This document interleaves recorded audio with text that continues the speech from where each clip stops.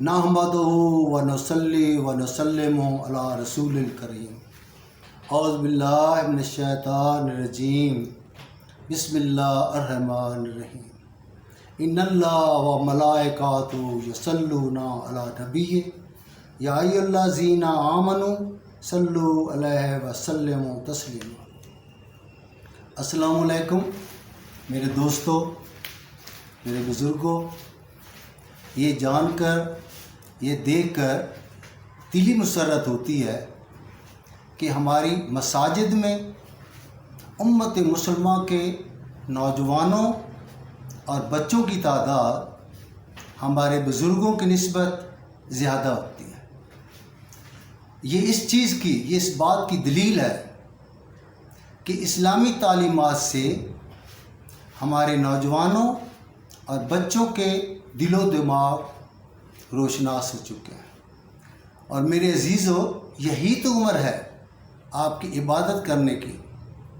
जैसे बकौल शायर, दर जवानी तौबा करदन शेवाए पैगम्बरी, दर जवानी तौबा करदन शेवाए पैगम्बरी, गुर्ग ज़ालिम पीर बाशित पेशवत परहेज़गार। मेरे दोस्तों, जब गुर्ग बूढ़ा हो जाता है तो फिर वो भी परहेज़गार हो जाता है। यही उम्र है आपकी इबादत करने की। तो ये इस बात की दलील है कि इस्लामी तालीमात से उम्मत मुसलमान के नौजवानों और बच्चों के दिलो दिमाग रोशनास हो चुके हैं। और ये इस चीज़ की निशानदेही है कि मुस्तक़बिल करीब में इंशाअल्लाह दीन इस्लाम जल्दी तरक्की करेगा और फ़रोग़ पाएगा। आमीन।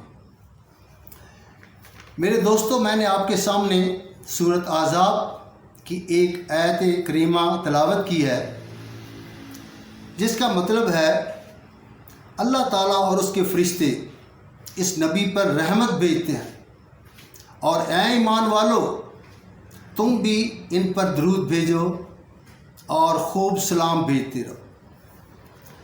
मेरे बुज़ुर्गों, मेरे दोस्तों, हुब्बे मोहम्मद और आले मोहम्मद हमारे एक ईमान का हिस्सा है, जिसकी वजह से अल्लाह ताला ने और उसके रसूल ने हमें नमाज के अंदर दुरूद शरीफ पढ़ने का हुक्म दिया है। इस हुक्म की खातिर हम अल्लाह की नबी पे और नबी की आल पे दुरूद शरीफ पढ़ते हैं।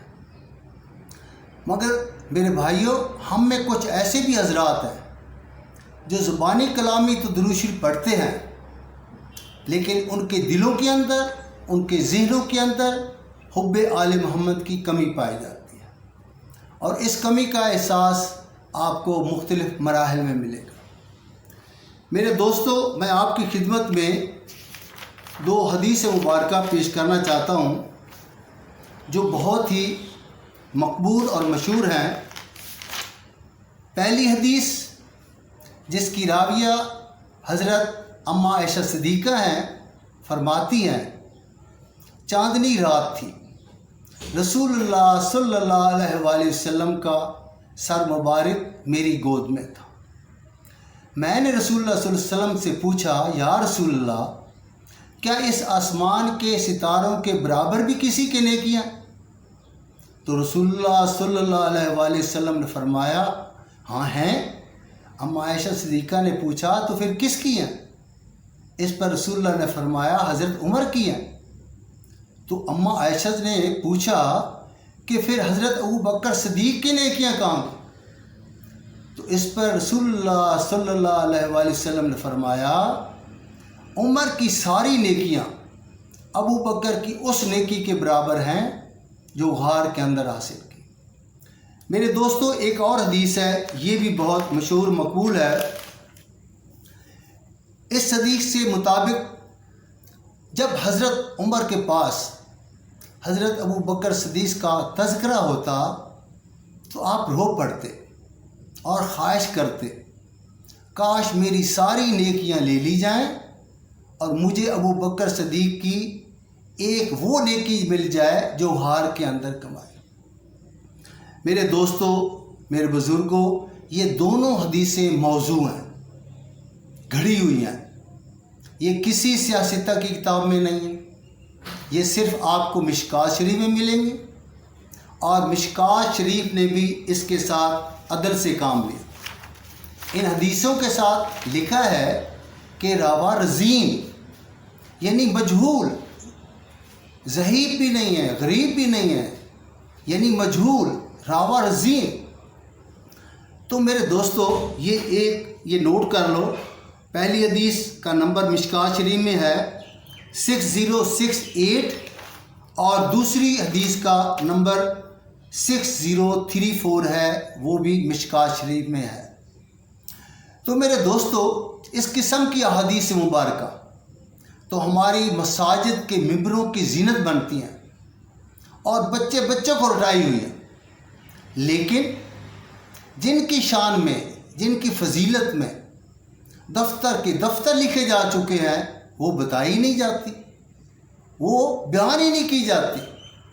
اب میرے دوستو میں آپ کی خدمت میں چند حدیث مبارکہ پیش کرنا چاہتا ہوں، جس سے آپ اندازہ لگا لیں، بلکہ خود فیصلہ کریں کہ ہمارے اندر حب آل محمد کی کمی پائی جاتی ہے یا بغض آل محمد پایا جاتا ہے۔ میرے دوستو حضرت عمر نے ساری زندگی اس قسم کی کسی خواہش کا اظہار نہیں کیا، ما سوائے اس دن جب قلعہ خیبر فتح نہیں ہو رہا تھا، تو رسول اللہ صلی اللہ علیہ وآلہ وسلم نے فرمایا، کل میں جھنڈا اس شخص کو دوں گا جو اللہ اور اللہ کے رسول سے محبت کرتا ہے، اور اللہ اور اللہ کا رسول بھی اس سے محبت کرتا ہے۔ یہ بہت بڑی فضیلت ہے۔ یہ میرے بھائیوں 1 وے محبت نہیں ہے، یہ 2 وے ہے۔ ویسے تو ہم سارے عاشقان رسول بنے ہوئے ہیں۔ تو اس حدیث سے راوی جو ہیں وہ حضرت ابو ہریرہ ہیں۔ اس حدیث کا نمبر ہے، یہ صحیح مسلم میں دی ہوئی ہے 6222، یعنی 6222۔ حضرت ابو ہریرہ فرماتے ہیں، میں نے خود حضرت عمر کو فرماتے سنا کہ میں نے اس کے علاوہ ساری زندگی کبھی کسی خواہش کا اظہار نہیں کیا جس کے لیے میں نے آج اپنی گردن کھڑی کی، اونچی کی، تاکہ نام میرا لیا جائے، لیکن رسول اللہ صلی اللہ علیہ وآلہ وسلم نے حضرت علی کو بلایا اور جھنڈا انہیں عطا فرمایا۔ میرے بھائیوں اسی طریقے کی ایک اور حدیث ہے جو صحیح مسلم میں ہے، اور اس کا نمبر بھی نوٹ کر لیں 6220، یعنی 6220۔ اس حدیث کے راوی حضرت سعد بن ابی وقاص ہے۔ اس حدیث کے مطابق ایک دفعہ حضرت معاویہ رضی اللہ تعالیٰ عنہ نے حضرت سعد کو حکم دیا کہ حضرت علی کو برا بھلا کہے، یعنی سب و شتم کر۔ تو اس پر حضرت سعد نے انکار کر دیا۔ تو پھر حضرت معاویہ نے پوچھا، اے سعد تو کیوں نہیں حضرت علی کو برا بھلا کہتا، کیوں نہیں سب و شتم کرتا، کون سی بات تجھے روکتی ہے؟ تو اس پر حضرت سعد نے فرمایا، سن معاویہ، میں نے حضرت علی کے متعلق رسول اللہ صلی اللہ علیہ وسلم کو 3 فضیلتیں ایسے سنی ہیں کہ اگر ان میں سے مجھے ایک بھی حاصل ہو جائے تو مجھے سرخ اونٹوں سے بہتر۔ پہلی فضیلت کہ جب قلعہ خیبر فتح نہیں ہو رہا تھا تو رسول اللہ صلی اللہ علیہ وآلہ وسلم نے فرمایا، کل میں جھنڈا اس شخص کو دوں گا جو اللہ اور اللہ کے رسول کے ساتھ محبت کرتا ہے، اور اللہ اور اللہ کا رسول بھی اس سے محبت کرتے ہیں۔ بہت بڑی فضیلت تھی۔ اور پھر اس کے ہاتھوں قلعہ خیبر فتح ہوگا۔ تو صبح پھر رسول اللہ صلی اللہ علیہ وسلم نے حضرت علی کو بلایا۔ ان کی آنکھیں آشوب چشم میں مبتلا تھی۔ آپ نے اپنا لحاظ ڈہن ان کی آنکھوں میں ڈالا، تو پھر آپ نے جھنڈا حضرت علی کو فرمایا، اور جس سے قلعہ خیبر فتح۔ میرے بھائیوں اس حدیث کی دوسری فضیلت کہ جب جنگ تبوک کے موقع پر رسول اللہ صلی اللہ علیہ وآلہ وسلم نے حضرت علی کو مدینے کا خلیفہ بنایا۔ میرے بھائیوں، میں نے خلیفہ کا الفاظ اپنی طرف سے نہیں بولا، یہی صحیح مسلم میں حدیث ہے 6218۔ اس کی عربی عبارت میں لفظ خلیفہ لکھا ہوا ہے، اور میں نے اس لیے وضاحت کی ہے کہ بعد میں میرے اوپر کوئی تنقید کا نشانہ نہ بنا۔ تو اس وقت رسول اللہ صلی اللہ علیہ وسلم نے مدینے کا خلیفہ بنایا، تو اس پر حضرت علی نے فرمایا، یا رسول اللہ، میں ہر جنگ میں شریک ہوں، آج مجھے عورتوں اور بچوں کے پاس پیچھے چھوڑے جا رہے ہیں۔ تو رسول اللہ صلی اللہ علیہ وسلم نے فرمایا، یا علی، تو اس بات پہ خوش نہیں ہے کہ تیرا مرتبہ میرے ساتھ ایسے ہے جیسے حضرت ہارون علیہ السلام کا حضرت موسیٰ علیہ السلام کے فرق؟ صرف فرق اتنا ہے کہ میرے بعد کوئی نبی نہیں آئے گا۔ میرے دوستو، اس حدیث کی تیسری فضیلت میں آپ کو بعد میں پوائنٹن پاک کے عنوان سے بعد میں آپ کو بتاؤں گا، اور یہ فضیلت بہت ہی بڑی اہم اور بہت ہی مشہور ہے۔ اب میں آپ کی خدمت میں ایک حدیث بیان کرنا چاہتا ہوں۔ یہ حدیث آپ کی چاروں کتابوں میں ہے، اس کا حوالہ نوٹ کر لیں۔ النسائی میں ہے 8491، جس کے چیپٹر خصائص علی میں اس کا نمبر ہے 101 اور 102۔ جامع ترمذی میں اس کا نمبر ہے 3736، اور ابن ماجہ میں اس کا انٹرنیشنل نمبر ہے 114۔ رسول اللہ صلی اللہ علیہ وآلہ وسلم فرمایا کہ یا علی، تجھ سے کوئی محبت نہیں کرے گا مگر مومن، اور تجھ سے کوئی بغض نہیں رکھے گا مگر منافق۔ تجھ سے صرف مومن ہی محبت کرے گا، اور تجھ سے صرف منافق ہی بغض رکھے گا۔ اسی طریقے کی ایک حدیث ہے جو صحیح مسلم میں دی ہوئی ہے، اس کا نمبر ہے 240۔ اس حدیث کا طریق تھوڑا سا سخت ہے، جس کے راوی حضرت علی خود ہے۔ فرماتے ہیں کہ مجھے قسم ہے اس ذات کی جس نے دانے کو پھاڑا اور روح کو تخلیق کیا، مجھے نبی امی نے بتا دیا تھا کہ مومن کے سوا کوئی مجھ سے محبت نہیں کرے گا، اور منافق کے سوا مجھ سے کوئی بغض نہیں رکھے گا۔ تو میرے بھائیوں، ان حدیثوں سے یہ ظاہر ہوتا ہے کہ حضرت علی مومن اور منافق کے پرکھنے کی کسوٹی۔ کسی نے پوچھا، کیسی کسوٹی؟ کس قسم کی پرکھنے کی کسوٹی؟ تو میرے بھائیوں، بات سیدھی سی ہے، بہت آسان ہے۔ مولا علی کا نام پکارے اور سننے والے کے چہرے کے تاثرات پڑھ لیں، آپ کو خود اندازہ ہو جائے۔ اب میں آپ کی خدمت میں ایک اور حدیث بیان کرنا چاہتا ہوں۔ یہ حدیث ابن ماجہ میں 2 جگہ دی ہوئی ہے۔ ایک جگہ پہ اس کا نمبر ہے 116، اور دوسری جگہ پہ اس کا نمبر ہے 119۔ رسول اللہ صلی اللہ علیہ وآلہ وسلم فرمایا، علی مجھ سے ہے، میں علی سے ہوں۔ یا اللہ، تو علی سے، جو علی سے محبت رکھے تو اس سے محبت رکھ، اور جو علی سے عداوت رکھے تو اس سے عداوت رکھ۔ میرے بھائیوں، یہ رسول اللہ صلی اللہ علیہ وسلم کی دعا علی کے مطابق کبھی پہلے رد نہیں ہوئی۔ جو پہلے رسول اللہ صلی اللہ علیہ وسلم نے دعائیں حضرت علی کے متعلق کی ہیں، ساری قبول ہوئی، کبھی کوئی رد نہیں ہوئی۔ اس کی پہلی مثال میں آپ کی خدمت میں بیان کرنا چاہتا ہوں، جس کا نمبر نوٹ کر لیں۔ اس حدیث کا حوالہ ہے ابو داؤد 3582، اور یہی حدیث النسائی میں دی ہوئی ہے، جس کا نمبر ہے 8425، اور اس کے چیپٹر خصائص علی میں اس کا نمبر ہے 35۔ اس حدیث میں حدیث بیان یوں ہے کہ جب رسول اللہ صلی اللہ علیہ وآلہ وسلم نے حضرت علی کو یمن کا قاضی بنا کر بھیجا، تو حضرت علی نے فرمایا، یا رسول اللہ، آپ مجھے ایسی قوم کی طرف بھیج رہے ہیں جن کے لوگ ضعیف العمر ہیں، یعنی کافی سمجھ بوجھ والے ہیں، کافی عقل شعور والے ہیں، مگر میں تو ایک نوجوان ہوں اور مجھے فیصلہ کرنے کا کوئی تجربہ بھی نہیں۔ تو رسول اللہ صلی اللہ علیہ وآلہ وسلم نے اپنے دونوں ہاتھ مبارک حضرت علی کے سینے پہ رکھے اور دعا کہ یا اللہ علی کے سینے کو ہدایت کے نور سے بھر دے اور علی کی زبان کو ثابت قدمی عطا فرما۔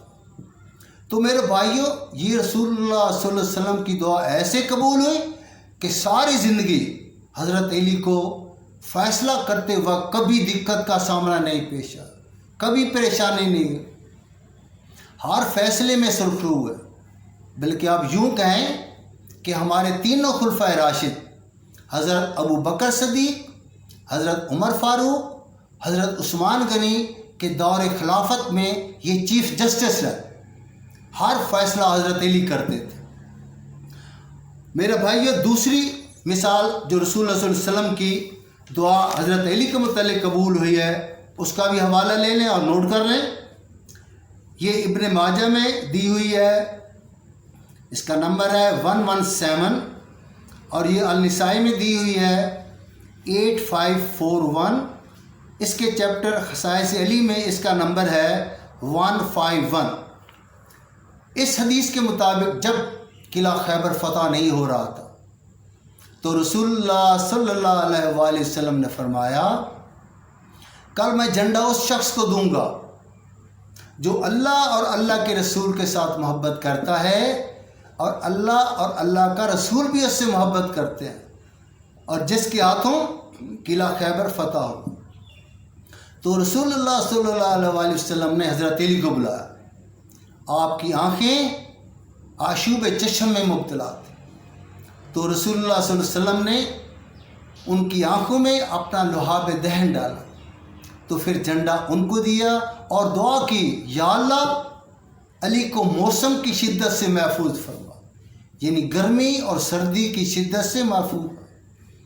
تو یہ بھی دعا رسول اللہ صلی اللہ علیہ وسلم کی علی کے متعلق ایسے قبول ہوئی کہ ساری زندگی بعد میں حضرت علی کو آنکھوں میں درد نہیں ہوا اور موسم کی شدت سے ایسے محفوظ ہوئے کہ آپ سردیوں میں گرمی کا لباس پہنتے تھے اور گرمیوں میں سردی کا لباس پہنتے تھے۔ میرے دوستو، یہ بھی دعا جو رسول اللہ صلی اللہ علیہ وسلم نے علی کے متعلق کی ہے کہ یا اللہ تو اس سے محبت رکھ جو علی سے محبت رکھے، تو اس سے عداوت رکھ جو علی سے عداوت رکھے، تو یہ بھی اللہ تعالیٰ نے قبول کر لی ہوگی۔ میرے بھائیوں، ایک میں کلپ دیکھ رہا تھا جس میں ایک مولانا صاحب مولانا طارق جمیل پہ تنقید کر رہے تھے۔ فرما رہے تھے کہ مولانا طارق جمیل نے ایک جامع ترمذی کی ضعیف سند کی حدیث کا سہارا لے کر مولا علی کہنا شروع کر دیا۔ میرے بھائی، میرے محترم، اس حدیث کے راوی کون ہے آپ کو پتہ ہوگا۔ اس حدیث کے راوی ہیں حضرت زید بن ارقم۔ یہ وہ صحابی ہیں جن کے گھر میں رسول اللہ صلی اللہ علیہ وآلہ وسلم نے دین کی تبلیغ کا کام شروع ہوا، اور یہ سابقون اور اولون صحابہ میں شامل ہوئے، کیونکہ مکہ کے کافر تو آپ کو بیت اللہ شریف نہیں جانے دیتے تھے، لہٰذا دین کی تبلیغ کا کام حضرت زید بن ارقم کے گھر پہ کیا ہوا تھا، جس کے نام سے آج کل مختلف مدارس کے نام دار ارقم کے نام سے یاد کیا جاتا ہے۔ تو اس میں میرے دوست اس زید بن ارقم کے بارے میں حضرت انس فرماتے ہیں، حضرت انس بن مالک فرماتے ہیں کہ زید بن ارقم وہ صحابی ہیں جس کے سننے کی تصدیق اللہ تعالیٰ نے خود فرمائے، اور پھر تو کہتا ہے کہ یہ ضعیف سند ہے۔ میرے دوست، یہ آپ کی جامع ترمذی میں ہی نہیں ہے، یہ حدیث آپ کی چاروں کتابوں میں ہے۔ سن اور اس کا حوالہ نوٹ کر۔